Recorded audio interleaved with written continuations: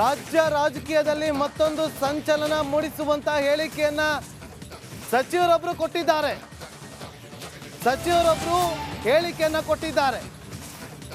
ಕೆಲವರು ದೇವರ ಹೆಸರಲ್ಲಿ ವೋಟ್ ಕೇಳ್ತಿದ್ದಾರೆ, ಹುಷಾರಾಗಿರಿ ಅಂತೇಳಿ ಎಚ್ಚರಿಕೆಯನ್ನ ಕೊಟ್ಟಿದ್ದಾರೆ. ವಿವಾದಿತ ಹೇಳಿಕೆಯನ್ನ ಕೊಟ್ಟಿದ್ದಾರೆ ಸಚಿವ ಭೈರತಿ ಸುರೇಶ್ ಅವರು.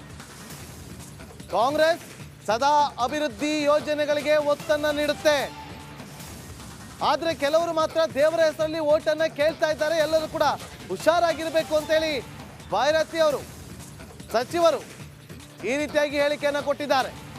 ಇವತ್ತು ಜನಸ್ಪಂದನ ಕಾರ್ಯಕ್ರಮ ಇತ್ತು. ಜನಸ್ಪಂದನ ಕಾರ್ಯಕ್ರಮದ ಸಂದರ್ಭದಲ್ಲಿ ಡಿ ಕೆ ಶಿವಕುಮಾರ್ ಅವರಿಗೆ 102 ಇದೆ, ಅವರ ಹೆಲ್ತ್ ಕಂಡೀಷನ್ ಸರಿ ಇಲ್ಲ, ಆದ್ರೂ ಕೂಡ ಬಂದಿದ್ದಾರೆ. ನೀವೆಲ್ಲರೂ ಕೂಡ ಹುಷಾರಾಗಿರ್ಬೇಕು, ದೇವರ ಹೆಸರಲ್ಲಿ ವೋಟ್ ಅನ್ನ ಕೇಳ್ತಿದ್ದಾರೆ ಅಂತ ಅವರು ಸಚಿವ ಭೈರತಿ ಸುರೇಶ್ ಅವರು ವಿವಾದಿತ ಹೇಳಿಕೆಯನ್ನ ಕೊಟ್ಟಿದ್ದಾರೆ. ನಾನು ಉಪಮುಖ್ಯಮಂತ್ರಿಗಳಿಗೆ ಬರಬೇಡ ಅಂತ ಹೇಳಿದ್ದೆ ಈ ಕಾರ್ಯಕ್ರಮಕ್ಕೆ. ಅವರಿಗೆ 102 ಜ್ವರ ಇಕ್ಕೊಂಡು IV ಹಾಕೊಂಡು ಬಂದು ಇಲ್ಲಿ ಕೂತವ್ರೆ. ಈ ಕಮಿಟ್ಮೆಂಟು, ಈ ಲೀಡರ್ಶಿಪ್ಪು ಏನಾದರೂ ನೀವು ನೋಡಬೇಕು ಅಂದರೆ ಇದು ಕಾಂಗ್ರೆಸ್ ಪಕ್ಷದಲ್ಲಿ ಮಾತ್ರ ನೋಡ್ಲಿಕ್ಕೆ ಸಾಧ್ಯ.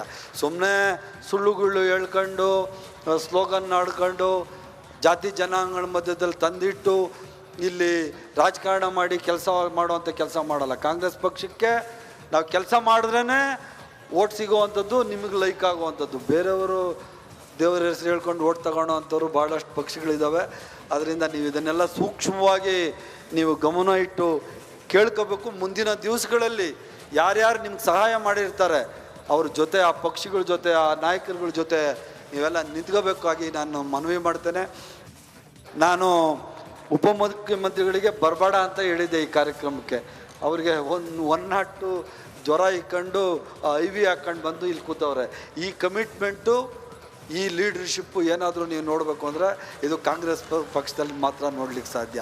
ಸುಮ್ಮನೆ ಸುಳ್ಳುಗಳು ಹೇಳ್ಕೊಂಡು ಸ್ಲೋಗನ್ ಆಡ್ಕೊಂಡು ಜಾತಿ ಜನಾಂಗಗಳ ಮಧ್ಯದಲ್ಲಿ ತಂದಿಟ್ಟು ಇಲ್ಲಿ ರಾಜಕಾರಣ ಮಾಡಿ ಕೆಲಸ ಮಾಡುವಂಥ ಕೆಲಸ ಮಾಡಲ್ಲ. ಕಾಂಗ್ರೆಸ್ ಪಕ್ಷಕ್ಕೆ ನಾವು ಕೆಲಸ ಮಾಡಿದ್ರೇ ಓಟ್ ಸಿಗೋವಂಥದ್ದು, ನಿಮಗೆ ಲೈಕ್ ಆಗುವಂಥದ್ದು. ಬೇರೆಯವರು ದೇವರ ಹೆಸರು ಹೇಳ್ಕೊಂಡು ಓಟ್ ತಗೊಳ್ಳೋ ಅಂಥವ್ರು ಭಾಳಷ್ಟು ಪಕ್ಷಗಳಿದ್ದಾವೆ. ಅದರಿಂದ ನೀವು ಇದನ್ನೆಲ್ಲ ಸೂಕ್ಷ್ಮವಾಗಿ ನೀವು ಗಮನ ಇಟ್ಟು ಕೇಳ್ಕೋಬೇಕು. ಮುಂದಿನ ದಿವಸಗಳಲ್ಲಿ ಯಾರ್ಯಾರು ನಿಮ್ಗೆ ಸಹಾಯ ಮಾಡಿರ್ತಾರೆ ಅವ್ರ ಜೊತೆ, ಆ ಪಕ್ಷಿಗಳ ಜೊತೆ, ಆ ನಾಯಕರುಗಳ ಜೊತೆ ನೀವೆಲ್ಲ ನಿಂತ್ಕೋಬೇಕಾಗಿ ನಾನು ಮನವಿ ಮಾಡ್ತೇನೆ. ನಾನು ರಾಮ ಭಕ್ತ ಕಾರ್ ಸೇವಕ್ ಬಂಧನದ ವಿಚಾರವಾಗಿ ಬಿಜೆಪಿ ಪ್ರತಿಭಟನೆಗಳನ್ನು ನಡೆಸ್ತಾ ಇದೆ. ಕಾಂಗ್ರೆಸ್ ಸರ್ಕಾರದ ವಿರುದ್ಧ ಮುಗಿ ಬೀಳ್ತಾ ಇದೆ.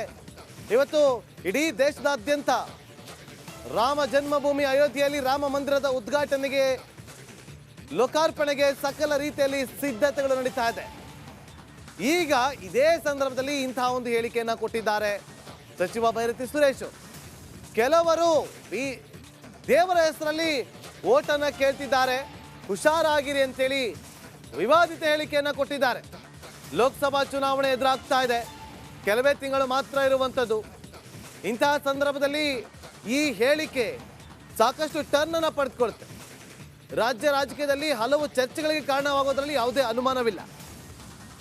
ಈ ಹೇಳಿಕೆಗೆ ಸಂಬಂಧಪಟ್ಟಂತೆ ಬಿಜೆಪಿ ನಾಯಕರು ಯಾವ ರೀತಿಯಾಗಿ ಪ್ರತಿಕ್ರಿಯಿಸ್ತಾರೆ ಅನ್ನುವ ಕುತೂಹಲ ಕೆರಳಿಸ್ತಾ ಇದೆ.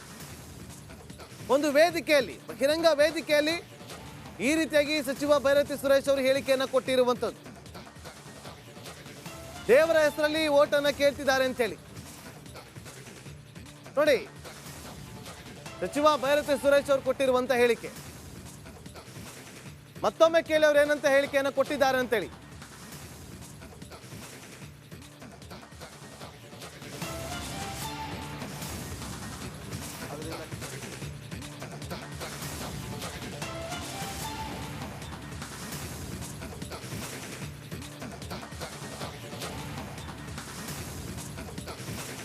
ಸಚಿವ ಭೈರತಿ ಸುರೇಶ್ ಅವರು ಕೊಟ್ಟಿರುವಂತಹ ಹೇಳಿಕೆ ಈಗ ಸಾಕಷ್ಟು ಕೆಲವಾದಿ ನಾರಾಯಣ ಸ್ವಾಮಿ ಅವರು ಈಗ ನಮ್ಮೊಂದಿಗೆ ಸಂಪರ್ಕದಲ್ಲಿದ್ದಾರೆ. ಸರ್ ನಮಸ್ಕಾರ. ನಮಸ್ಕಾರ. ಭೈರತಿ ಸುರೇಶ್ ಅವರು ಸಚಿವರು ಕೊಟ್ಟಿದ್ದಾರೆ ಒಂದು ಹೇಳಿಕೆಯನ್ನ, ದೇವರ ಹೆಸರಲ್ಲಿ ಕೆಲವರು ವೋಟ್ ಕೇಳ್ತಿದ್ದಾರೆ, ಹುಷಾರಾಗಿರಿ ಅಂತೇಳಿ. ಏನ್ ಹೇಳೋದಕ್ಕೆ ಬಯಸ್ತೀರಿ? ನೋಡಿ, ಎಲ್ಲರೂ ಬದುಕೋದು ದೇವರ ಹೆಸರಿನಲ್ಲಿ. ಓಟ್ ಕೇಳೋದು ದೇವರ ಹೆಸರಿನಲ್ಲಿ ಮಾಡಬೇಕಾಗಿಲ್ಲ.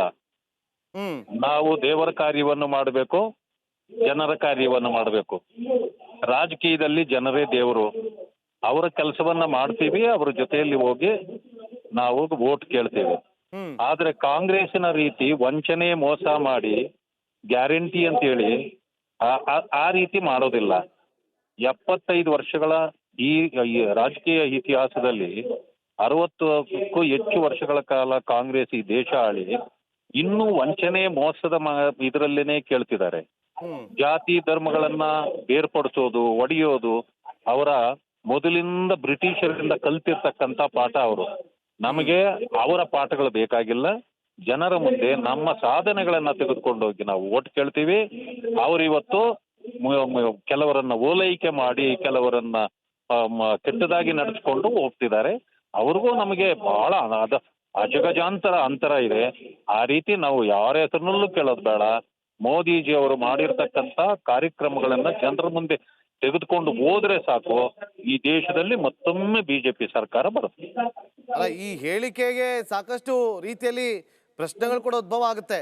ಅದು ಯಾರು ಅಂತ ನೇರವಾಗಿ ಹೇಳಿಲ್ಲ.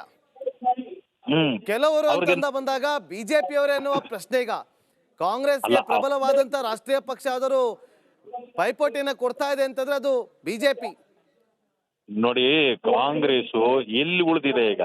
3 ಸ್ಟೇಟ್ ಬಿಟ್ರೆ ಅದು ಎಲ್ಲೂ ಇಲ್ಲ. ಅದನ್ನ ಜನ ಮರ್ತು ಬಿಡ್ತಾ ಇದ್ದಾರೆ. ಅದಕ್ಕೆ ಏನೋ ಇಲ್ಲಿ ಇದೆ, ಅವರು ದಾರಿ ತಪ್ಪಿಸ್ತಕ್ಕಂತ ಕೆಲಸವನ್ನ ಮಾಡ್ತಾ ಇದ್ದಾರೆ. ಬಿಜೆಪಿಗೆ ಸರಿಸಾಟಿಯಾದ ಪಕ್ಷ ಇವತ್ತು ಕಾಂಗ್ರೆಸ್ ಆಗಿ ಉಳಿದಿಲ್ಲ. ಕಾರಣಾಂತರದಿಂದ ಒಂದು ಸರ್ಕಾರ ಬಂದಿದೆ. ಆದರೂ ಕೂಡ ಜನ ಇವತ್ತು ಚುನಾವಣೆಗೆ, ಅಸೆಂಬ್ಲಿ ಚುನಾವಣೆಗೆ ಇವತ್ತು ಹೋದ್ರೂ ಕೂಡ ಕಾಂಗ್ರೆಸ್ ಅನ್ನ ನೆಲ ಕಚ್ಚಿಸ್ತಕ್ಕಂತ ರೀತಿಯಲ್ಲಿ ಜನ ಇವತ್ತು ಆಕ್ರೋಶಗೊಂಡಿದ್ದಾರೆ. ಅದು ಅವ್ರಿಗೆ ಗೊತ್ತೇ ಆಗಿಲ್ಲ ಇನ್ನು.